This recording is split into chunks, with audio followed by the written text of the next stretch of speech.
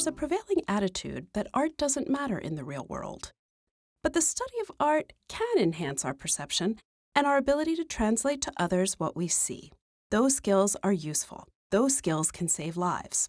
Doctors, nurses, and law enforcement agents can use painting, sculpture, and photography as tools to improve their visual acuity and communication skills, which are critical during investigations and emergencies.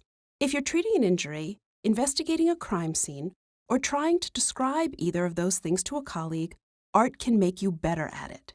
Here, imagine you're a seasoned cop or a dedicated doctor, but also imagine you're at a museum, and let's look at a painting.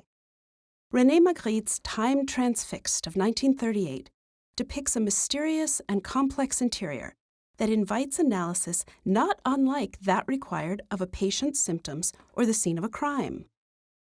A miniature train, whose origin and destination are unknown, is emerging from a fireplace, and the smoke from the locomotive appears to flow up the chimney as if from the fire that is conspicuously absent below. The eeriness of the scene is echoed in the empty living room, enhanced by wood-grain floors and decorative wall moldings to the right of the fireplace. Perched atop the mantelpiece are 2 candlesticks and a clock. Behind these objects is a large mirror that reveals an empty interior and only a partial reflection of the objects before it. The juxtaposition of the objects surrounding the moving train raises numerous questions for which there seem to be no apparent answers. Did I summarize the painting accurately or leave any details out? It's no big deal if you see something else in a painting. But what if we're both seasoned cops? I call you for backup, you show up, only to realize the 2 bank-robbing ninjas I'd mentioned were actually 6 bank-robbing ninjas with lasers.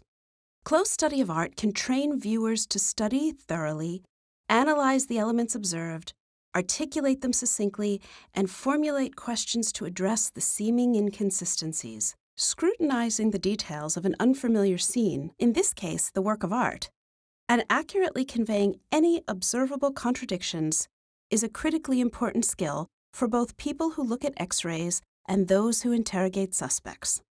Let's interrogate this painting, shall we? Okay, Magritte, that's quite a little picture you've painted. But why aren't there any train tracks? Why no fire? What happened to the candles? Why doesn't the fireplace have a little tunnel for the train? It just comes straight through the wall. And the clock says it's about 1:45. But I'm not sure the light that comes through the window at an angle says it's just past noontime. What's this painting all about anyway?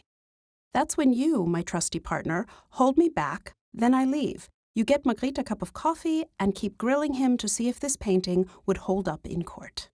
Viewers can provide a more detailed and accurate description of a situation by articulating what is seen and what is not seen. This is particularly important in medicine. If an illness is evidenced by 3 symptoms and only 2 are present in a patient, a medical professional must explicitly state the absence of that 3rd symptom, signifying that the patient may not have the condition suspected. Articulating the absence of a specific detail or behavior, known as the pertinent negative, is as critical as stating the details and behaviors that are present in order to treat the patient. And conspicuous absences are only conspicuous to eyes trained to look for them.